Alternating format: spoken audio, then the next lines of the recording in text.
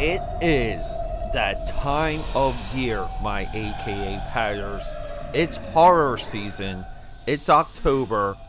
It's the 31 Days of Dread, where we do on this podcast, AKAPAD, the Film Buff Podcast. That's me. We do one horror movie a day for the entire month of October. This year, it's nothing but black and white movies. Let's go. And here we go. Guys, it's black and white. That's the theme for this year's 31 Days of Dread. If it's not black and white, it's not in the lineup. Now, this leads to complications because we're supposed to be talking about cartoons and animation on the weekends. Black and white cartoon animated horror is, just as a producer, one of the hardest slots to fill. But leading into this year's 31 Days of Dread, guys, aka Pad here, thank you for joining me. I'm known throughout the interwebs and journalism as the film buff. Yes, journalism. My goal is simple. I want to bring my personal experience when it comes to the film going experience. Now, some of this is educational as well because, well, we do some deep cuts, and today this is, I guess it's Halloween. It's a deep cut that I enjoy. Right? The cut's supposed to symbolize like a knife going into flesh. I was going to say pun intended, but I got accused of saying that too much recently. Vincent, 1982. Vincent Price. This is a absolute love letter from Tim Burton. This is a 5-minute, pushing like 6 minutes, but I guess let's just say 6, because I think it's like 5:52. 6-minute stop and go animated short film, narrated by Vincent Price. And we know Tim Burton through Pee-wee's Big Adventure, Beetlejuice, Edward Scissorhands. The list goes on. Those are just some of his early career go-tos. So, the 89 Batman movie. We can go on and on about this, about Tim Burton, and I guess like this year really solidifying his comeback with Wednesday Season 2. There's a lot to discuss when it comes to this guy's career. Growing up, it was all like you would hear about Disney didn't like his animation because he drew too like wildly. Like, he didn't draw in the Disney style. But that's not true, because if we look at his work for The Black Cauldron and The Fox and the Hound, Tim Burton could draw in the Disney style. But what he had was unique enough that, he became somewhat of a staple in stop-and-go animation. We can say that his... and look, Nightmare Before Christmas was his idea, his project. Henry Salick, also, look up Monkey Bone with Brandon Fraser. He's the director. Stop and go animation, when it comes to a director standpoint, I feel is more of a technical director. There's a lot of technical aspects you have to be fully aware of, design and engineer into your set building to achieve certain camera movements and effects. But either way, we know Tim Burton, Nightmare Before Christmas, The Corpse Bride, Frankenweenie, which was also a black and white short. What's fascinating about this short film isn't that it's a love letter to Vincent Price. Isn't that when we finally got a Tim Burton Vincent Price live action collab, Edward Scissorhands.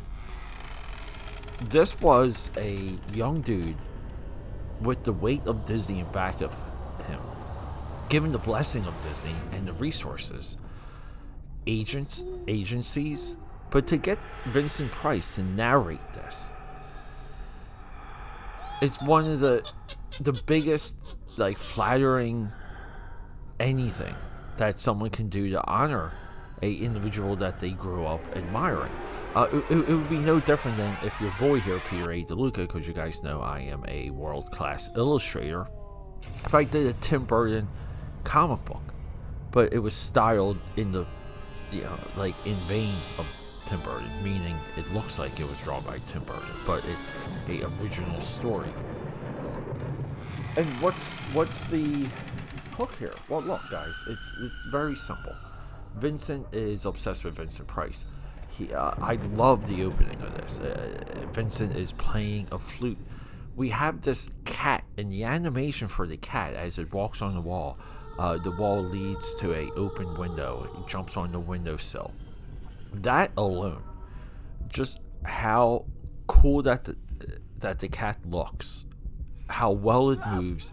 It's not perfect, but we're talking 1982 here.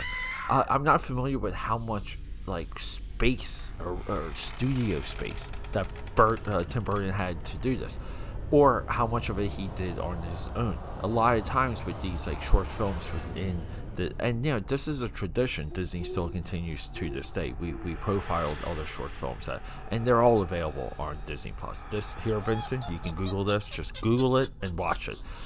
I don't like saying that, but we're on this current thread here of the 31 Days of Dread, where we're dealing with kind of like a lot of public domain or publicly available features, like namely a lot of these silent films we've been doing. They're well in the public domain, so I feel comfortable telling you guys just to Google it. But a lot of times these are collaborative efforts within the Disney studios because they truly believe in nurturing and creating talent, but they also lock the talent in often to what they create while they're on studio time.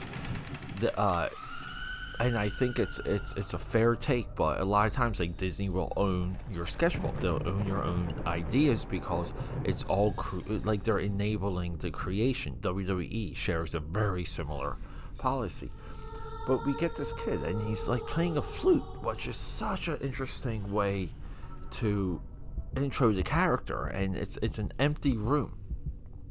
And I watched this a few times and I kept saying to myself, why are like the room's empty? And this is where like there's a level of interpretation and supposition that rolls in this short, black and white short. A lot of these rooms are empty because they're meant to be filled with our imaginations. Vincent himself is filling the rooms with his imagination. And what does he imagine? He imagines Vincent Price in some of his most famous roles, famous sets, and they have that Tim Burton twisting gothic flair. This is just something I always wanted to watch. This, it was always on my list. This is why I fully enjoy the challenge of the 31 Days of Dread, because it forces me to do a lot of things I wouldn't do otherwise. This is just as film going, this does it. Now, coming up, we probably will do the live action Frankenweenie, his black and white feature for that, because Frankenweenie does become a black and white feature, like within the Disney catalog. Tim Burton seems like has used like all of his young ideas. Frankenweenie, I believe, was the last of any of that. So we will profile that. Now, previously, I'm pretty sure we did go through the full length feature, which is also phenomenal. Stop and go animation. The Igor in that is one of my favorite characters. So freaking. So well designed, so perfect, perfectly creepy too. But no, guys, give yourself the chance. Give yourself the opportunity to be blown away within 6 minutes. Witness true artistry. Witness what corporate America can do for young creative talents. Vincent is the absolute example of that. And then know everything that Tim Burton has done in his like Big Fish too is such a good. I love his Big Fish, Big Eyes too, right? Big Fish and Big Eyes, rock and roll, Tim Burton. No, guys, check this one out for the 31 Days of Dread, the 1982 black and white short film, designed, animated by Tim Burton. Go check it out, Vincent. Roll sound. Rolling. Sound production, take 2. Let's take this time real quick, AKAPADers, my fellow film buffers, and let's just go over the schedule. This is years in the making. This type of rollout I've been planning for years, but we're finally here. So here we go. Early in the morning, that's the new stuff. 8 a.m. Now, 8 p.m., Monday, Tuesday, Thursday, Friday, these are movies maybe of something coming out, like if there's a Marvel movie coming out and we want to do a retrospective on that particular franchise, or if Sylvester Stallone comes back and gives us Rocky Part 18, we might want to use the later time slots for a week or two to go over all of the Rocky movies. Now, we have a lot of different threads on this podcast that's explored 8 p.m. So 8 a.m., 8 p.m. Wednesdays at 8 p.m., this is our creator spotlight. We could do an episode on Martin Scorsese, Steven Spielberg, some of the new guys, Spike Lee, even composers, guys like John Williams. This brings us into the weekend. Saturday, Sunday morning. Again, we're back at that 8 a.m. drop. We do cartoons because I want to emulate the times where you would wake up with a bowl of cereal and watch cartoons all day Saturday and all day Sunday, and then eventually you would get to touch grass because you would have one of your friends knocking on your door to play in a touch football game or even some baseball, basketball. The weekend nights, let's get into education.